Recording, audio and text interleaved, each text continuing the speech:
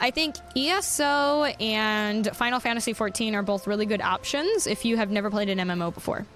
Guild Wars 2 also I think is a good one, but if you're wanting one that's super popular, I think, yeah, ESO or Final Fantasy XIV I would say at the moment are good. WoW's not bad. The issue I would recommend with a new person playing WoW, if you've never played an MMO, WoW is, you can do it, but just be warned, it is all endgame content. You are going to be just doing a lot of nothing but burning quests until you hit max level. So, like, and not actually really experiencing too much. That's my... Not that I think it's bad to play WoW, but if you're new to the MMO genre, unless you have a friend... If you have a friend that's going to level with you the entire time, and you have someone to talk to and goof around with, you'll be okay, probably. But it is all endgame content. So... Yeah, WoW is a bit more toxic, but some people don't really care about that. But yeah, I would recommend Final Fantasy XIV or ESO if you're new. And yeah.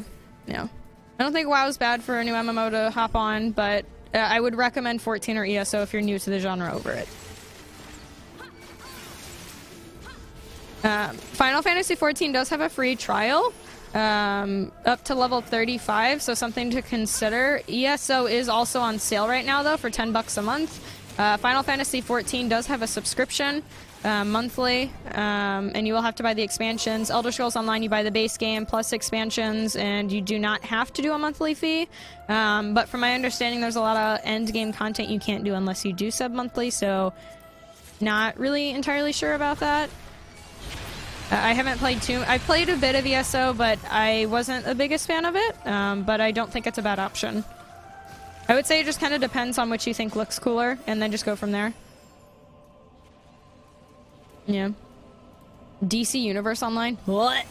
Superhero MMOs are garbage.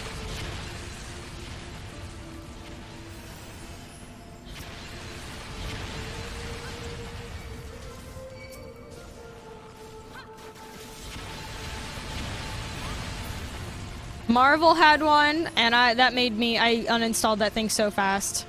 Nope. If you can bear being locked into Steam, there's a package deal for all the expansions. Yeah. I don't know. It's not bad to have it through Steam. As someone who's played a bunch of MMOs, I just think it's... I don't like having it in Steam. It's just... You're having your game in Steam. Every MMORPG has its own launcher. So you're launching Steam, which is a launcher, to just launch another launcher. And then launch your game. So it's annoying as hell. I think. I just think it's redundant and kind of silly. If you care about people on your Steam friends list seeing that you're playing that, I guess, like, by all means. Or if you think that you want to track your hours that way. The deals are different with Final Fantasy XIV from Steam to Square Enix site. So I don't know, sometimes they'll have the same one going on, but not always. But if you do it on Steam, you can never buy... You can't cross-buy. So if you buy the game on Steam, you cannot buy any other expansions other than when they're on Steam. You will, and same with Square Enix. If you buy it off the Square Enix site for deals, you can only buy it off of Square Enix. So you can't buy it off Steam if you don't use Steam. So, yeah. Hate yourself and play Final Fantasy XI. It was trash, but it was my trash. Remember WildStar was really hoping it would take off, but it was a bust, unfortunately. I feel like futuristic MMOs have a rough time. WildStar seemed pretty futuristic.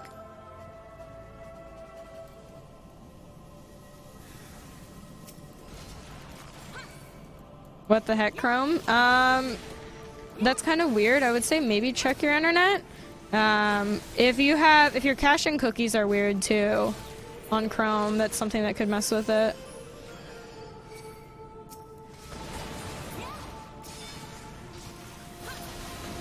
Also, everyone thinks every MMORPG is gonna be a WoW killer. It's just stupid mindset. It's like, why has it gotta be a WoW killer? Can't you just go in looking for a fucking MMO to enjoy? Sorry. End rant there. Okay.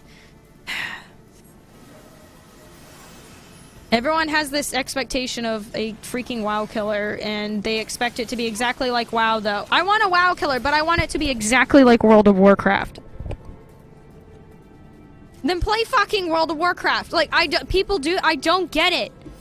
I'm like, shut the hell up. Like, bro. It's such a stupid mindset. Such a dumb mindset.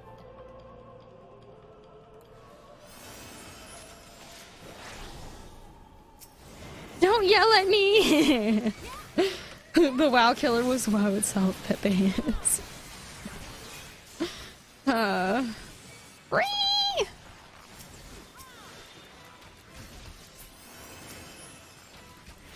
Also, hey Requisition, how you doing today? I started playing this game, but it's making me choose a data center. I'm a North American in the East Coast, so which would be the best option? The Aether data center is where most NA people play on. But if you have a lot of EU buddies and you really wanted to play on an EU server, you could do that as well. Yeah. But Aether's a pretty popular one for NA. Alright, Tam-Tara Deepcroft. Oh, I gotta clear selection first. Oopsies. Yeah, it really, Haunter, it is crazy how poppin' that game is. It is nutty.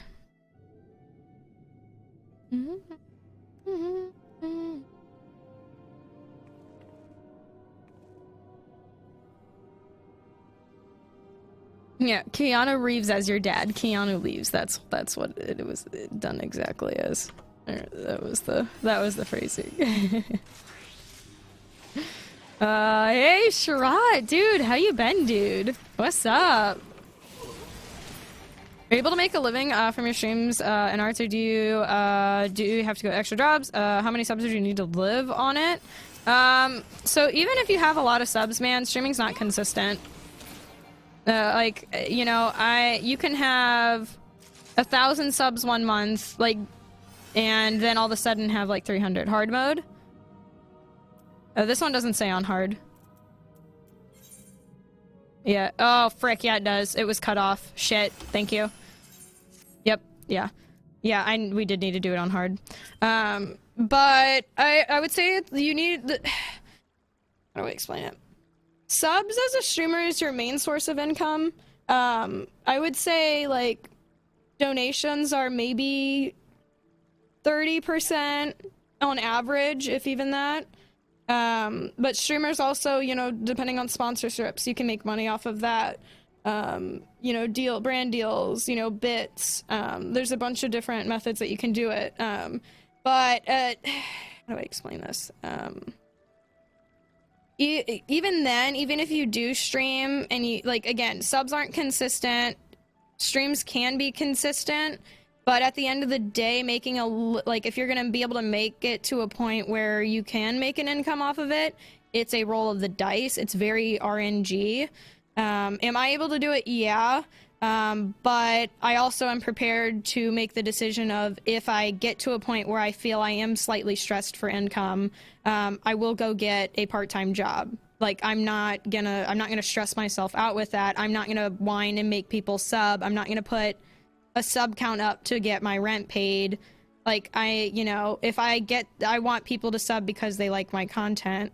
And I think that's something people should, like, you shouldn't be stressing yourself out with streaming. I don't think it's something you should do as a goal for full time, because that, I wouldn't say that happens. There's a lot of partners that do stream and they can't do it full time. You know, I'm fortunate I'm able to do it right now. But there's a lot of factors that go into it, you know. I would say a lot of the time it's not necessarily a full-time job. But I do a lot of, like, you know, I work probably on average a week. I'd say every bit of like 70 hours. Sometimes, you know, yeah. 60, 70 hours probably pretty easily. You'd be surprised how many people would like to support you even if you put something as small as a sub goal. Yeah, but like, so I've had weird things with a sub goal. One, so like, again, I don't want to stress myself out with seeing, I don't like looking at numbers. I also don't want people to like not sub unless they like my content either. I feel like it's a stress factor on both parties to an extent. You know, even though it's like something to like kind of hype up. I have my sub goal on my panels, right? But some people will put that up in a donation goal up, which isn't bad, but you shouldn't be stressing yourself out. If like that's your full-time job and you're like, oh my God, I'm really like, I don't think I'm going to be able to make rent as much as I like doing this or whatever. I'm going to freak out and like throw a goal up, right? Which sometimes like that like gets whatever. But if you're stressing, if you're cutting it that close month to month, probably should go get another job, in my opinion. Until you're comfortable with having this part-time and you feel like you're making enough money to the point where you can do it full-time, then do it full-time, right? But I would say have that consistency for at least a few months before you do that. If that makes sense. But it varies, yeah. Because tier 2 subs are different. You know, you make half of that or whatever, and same with like tier 3. So like that can make even though you have a certain amount of subs, that can change your income. So there's a lot of different factors, but hopefully that helps a little bit. It's the same as any other job, right? If you have a job where you barely make rent or have trouble making rent, get a new job or part-time. Yeah, exactly. I would have subbed by now, but broke college kid status. Well, I don't mind. Like, I don't like it being a stressor thing. I sub because I have $5 that needs to be punished every month. Again, my panel literally says if you have $5 a month that you feel like throwing away, my channel or whatever's trash. Like, Starkist with the sub, thank you, buddy. I appreciate it. But hopefully that does help explain the streaming thing a little bit. If you're thinking of getting into streaming, do it for fun. Don't expect to do it for money. The amount of people I have had come into my channel and whine that after their first stream that they didn't get like 100+ viewers on their first stream. They're like, I didn't even have like a viewer, or I didn't even have like 5 viewers like the entire time, blah blah, like something like that. Or that they're like, I'm not getting any subs, or I'm not getting money from streaming like I thought I would. And it's like, dude, if you're going that route with streaming, you're gonna hate streaming. If you're not doing it for fun, you're gonna hate streaming. It's just like YouTube.